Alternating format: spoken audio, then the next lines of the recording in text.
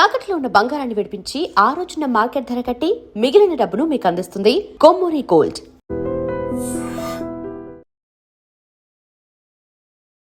నమస్కారం, మీరు చూస్తుంది ఐ డ్రీమ్. నేను మీ కీర్తి. శ్రీరాముడి అవతారం ఆంతర్యం ఏమిటి తెలుసుకుందామా? అనంతలక్ష్మి అమ్మగారు చెప్తారు. నమస్తే అమ్మా. నమస్తే అమ్మా. అమ్మ, అంతా కూడా ఇప్పుడు రామ సీజన్ నడుస్తా ఉంది, రామ కళ్యాణం రాబోతోంది కాబట్టి వసంత నవరాత్రులంతా కూడా రాముడికి సంబంధించి చూసుకోవడం దక్షిణ దేశం వాళ్ళకున్న అలవాటు.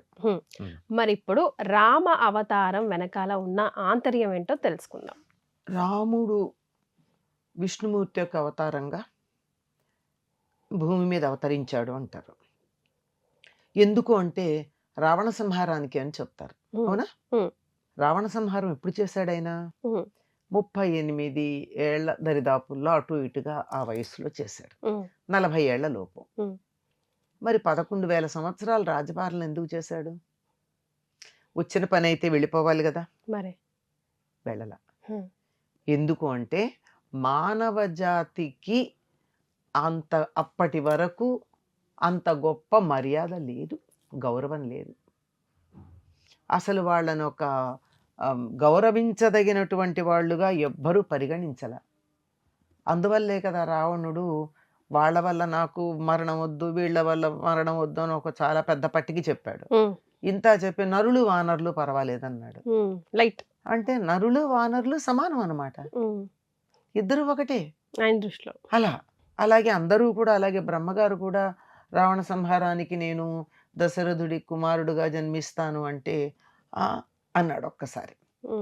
అంటే మనిషి అయిన వాడు రాక్షసుని చంపలేడు అనేటటువంటి ఒక ఉద్దేశంతో జనక మహారాజు కూడా ఈ రాజకుమారులు శివధనుసుని విరిస్తే బాగుండు అనుకున్నట్టు రాజకుమారులు విరవగలరా అన్న చిన్న సందేహం మనసులో వచ్చింది. అంటే దేవతలు, రాక్షసులు, మానవులు ఎవ్వరూ కూడా మనిషిని గొప్పవాడుగా పరిగణించలే.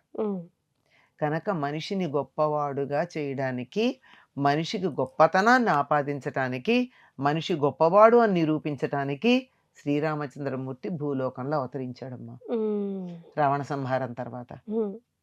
మరి నన్ను గౌరవించాలి అంటే గౌరవిస్తారా ఎవరైనా? ఎవరన్నా అక్కడ నిలబడి నన్ను గౌరవించండి అంటే గౌరవిస్తారా? గౌరవించుకునేలాగా నడవడిక, గౌరవించదగినటువంటి ప్రవర్తన ఉండాలి, కొన్ని లక్షణాలు ఉండాలి. అటువంటి లక్షణాలన్నింటినీ తాను నోటితో చెప్పకుండా ఆచరించి చూపించి, మీరు గౌరవము మర్యాద పొందాలి అంటే ఇలా ఉండాలి అని చెప్పి తాను తన ఆచరణలో చూపించాడు. ఇప్పుడు సాధారణంగా నువ్వు ఇట్లా ఉండమ్మా అన్నాను నేను. కష్టమండి అని, నేను ఉన్నాను కదమ్మా అని అనుకో, మీకైతే కుదిరింది, మాకు కుదురుతుందా అంటారు. అంతే. నిజమే కదమ్మా, అందరికీ ఎలా కుదురుతుంది చెప్పండి? అందరికీ కుదిరేవి కొన్ని ఉంటాయి, కొన్ని ప్రత్యేకమైన విషయాలు కాకపోయినా. ఇప్పుడు 10 లక్షణాలు గౌరవించడానికి తగిన ఉంటే కనీసం 4-5 లక్షణాలు పెంపొందించుకోవచ్చు కదా. పోని మీకు లేవు, వాటి కోసం ప్రయత్నం చేయొచ్చు కదా. అట్లీస్ట్ దరిదాపుల్లో ప్రయత్నం చేయొచ్చు కదా. ఇప్పుడు ఉదాహరణకి అబద్ధం ఆడకుండా ఉండడం మంచిది ఒప్పుకుందాం, కానీ కుదురుతోందా? 100కి 99.999999% మంది కుదరదు. నేను అబద్ధం ఆడకుండా ఉండడానికి ప్రయత్నం చేస్తున్నానని చెప్పొచ్చు. ఇది నిజం. నువ్వు మొదట చెప్పిన నిజం ఇదే, అంతకుముందు మాట ఏమో తెలియదు మనకి. కనుక ప్రయత్నం చేయొచ్చు. ఆ విధంగా ప్రయత్నం చేసి దేవతల్లోనూ, మానవుల్లోనూ, రాక్షసులు మొదలైనటువంటి సమస్తమైనటువంటి జాతుల్లోనూ మానవ జాతికి ఒక గౌరవాన్ని ఆపాదించినటువంటి వాడు శ్రీరామచంద్రుడు. అందుకని రామావతారం యొక్క ప్రయోజనం రావణ సంహారంతో పాటుగా మానవ జాతికి ఒక ప్రవర్తన నియమావళిని ఏర్పరిచి తాను నోటితో చెప్పకుండా ఆచరించి చూపించాడు. ఇట్లా ఉండవచ్చు, ఇట్లా ఉండడానికి ప్రయత్నం చెయ్యండి, అప్పుడు మిమ్మల్ని అందరూ గౌరవిస్తారు అని చూపించాడు. ఎప్పుడు గౌరవిస్తారు? మనిషి అన్నవాడు ఏం చెయ్యాలి? మనిషి అన్నవాడు మనిషిలాగా బతకాలి, కోతిలాగానో కుక్కలాగానో బతకూడదు కదా, అంతే కదా. కనుక అలా బతకాలంటే ఏం చేయాలంటే కొన్ని ఆచరించాలి. వాటిని ధర్మములు అంటారు. కుక్క ధర్మాన్ని పాటిస్తుంది, కోతి ధర్మాన్ని పాటిస్తుంది, ఆవు ధర్మాన్ని పాటిస్తోంది. మనిషి ధర్మాన్ని ఎందుకు పాటించడు? కానీ ఎన్ని ధర్మాలు అందులో అన్ని ధర్మాలు మనిషిగా ఉంటే చాలు కదా. ఈ మనిషిగా ఉంటే మరి ఏముంటే మీరు దాన్ని మనిషిగా పరిగణిస్తారు అని గనక అన్నట్టయితే దానికి కొన్ని చూపించాడు. పుత్రధర్మం, కొడుకు ఎట్లా ఉండాలి, అది కదా. శిష్య ధర్మం, శిష్యులు ఎట్లా ఉండాలి గురువు గారి దగ్గర. అలాగే సోదర ధర్మం, అన్నదమ్ములు ఎట్లా ఉండాలి, అన్నదమ్ములతో ఎట్లా ఉండాలి, ఈ విధంగా. అలాగే రాజధర్మం, రాజు ఎలా ఉండాలి, వ్యక్తిగతమైనటువంటి ఇష్టానిష్టాలకి సుఖాలకి వాటికి ప్రాధాన్యం ఇవ్వకుండా అవసరమైతే తనకు ఆత్మీయుల్ని కూడా దూరంగా చేసుకుని మరీ రాజుగా తన రాజధర్మాన్ని పాలించాలి. ఇలాంటివన్నీ చూపించాడు. అలాగే శత్రుధర్మం ఎట్లా ఉండాలి, మిత్రధర్మం ఎట్లా ఉండాలి, ఇవన్నీ ఒక ఎత్తు. గృహస్థ ధర్మం ఎట్లా ఉండాలి, దాంపత్య ధర్మం ఎట్లా ఉండాలి, భార్యాభర్తలు ఎట్లా ఉండాలి, ఒకళ్ళ పట్ల ఒకళ్ళకి ప్రేమ ఉంది అనడానికి నిదర్శనం ఏమిటి, ఏ విధంగా ఒక్క స్త్రీకి ఒక్కడే భర్త, ఒక పురుషుడికి ఒక్కతే భార్య అనేటటువంటి దాన్ని ఎలా నిలబెట్టాలి, ఇలాంటివన్నీ ఆచరించి చూపించాడు. ఎందుకంటే రాముడి కాలం వరకు అనేక మంది భార్యలు ఉన్నారు, చాలా మందికి. దశరథుడికే ఉన్నారు. ఎంతమందికి ఉన్నారో 2 భార్యలు 3 భార్యలు అనేక మంది ఉన్న వాళ్ళు ఉన్నారు.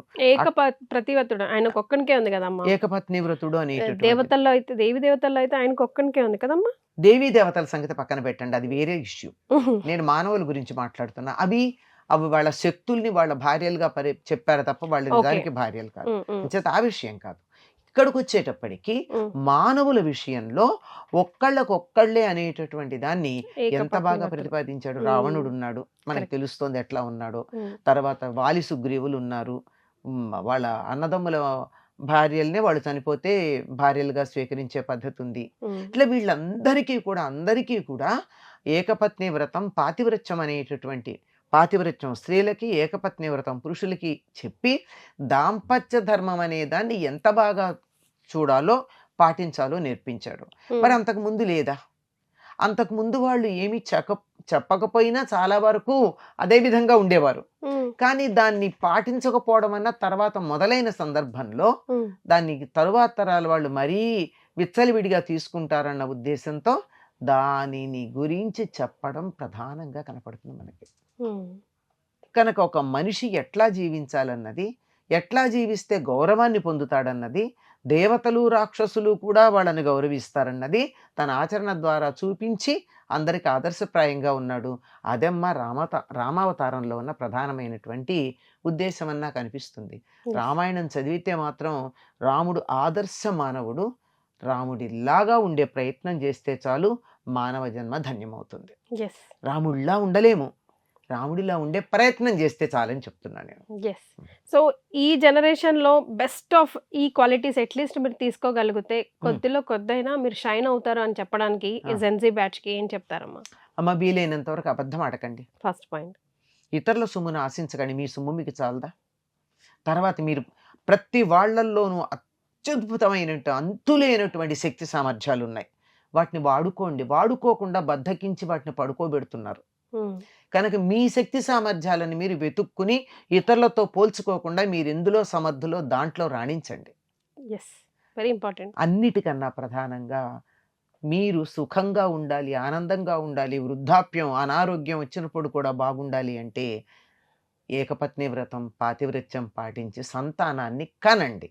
అప్పుడు మీరు సుఖంగా ఉంటారు. సో ఈ జనరేషన్ కి కావాల్సిన ముఖ్యమైనవి ఇవి, ఈ పాయింట్స్ అప్లై చేసుకోండి. మీకేమనిపిస్తుందో కూడా కామెంట్ చేయండి. రాముడి గురించి మాట్లాడుకుంటే మనకు ఒక రోజైనా చాలదమ్మా. రోజు ఎలా సరిపోతుందమ్మా? మరే చరిత్ర అయింది కాబట్టి. చాలా సంతోషం అమ్మా, ధన్యవాదాలు. నమస్తే. And for more videos, please subscribe to iDream. Please subscribe to iDream. Please subscribe iDream. And please subscribe to iDream. For more videos, subscribe to iDream. please like, share and subscribe to the channel. Congratulations, iDream. Subscribe to iDream. Subscribe to iDream. So subscribe to iDream Media. iDream ki iDream team andarki huge congratulations. Please subscribe iDream Media. Please subscribe to iDream. Subscribe iDream. Please subscribe to iDream. iDream అంటే నా కళల ఛానల్ను subscribe చేసుకున్న నోరు తిరుగుతలేదు, మీరైతే గంట గుర్తు కొట్టండి. For more such videos, please subscribe to iDream. Subscribe to iDream. Please subscribe to iDream. Please subscribe iDream Media. Please do subscribe to iDream. Please subscribe to iDream Media. For best entertainment and information, please subscribe iDream. And don't forget to subscribe to iDream.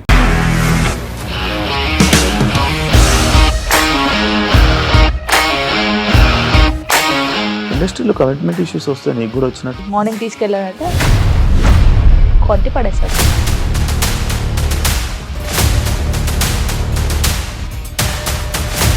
ఒక్కళ్ళు కూడా చూడలేదు ఈ cinema అని చెప్పడానికి కూడా చాలా ధైర్యం కావాలి. అది నిజం కదా, దాంట్లో ధైర్యం ఏంటి? ఇది నెక్స్ట్ డే ప్లేట్ మార్చేస్తే తప్పు కదా. As of now, we are comfortable this అని నేను అనుకుంటున్నాను. రష్మిక గారిది మీది ఒకే ఊరంట కదా.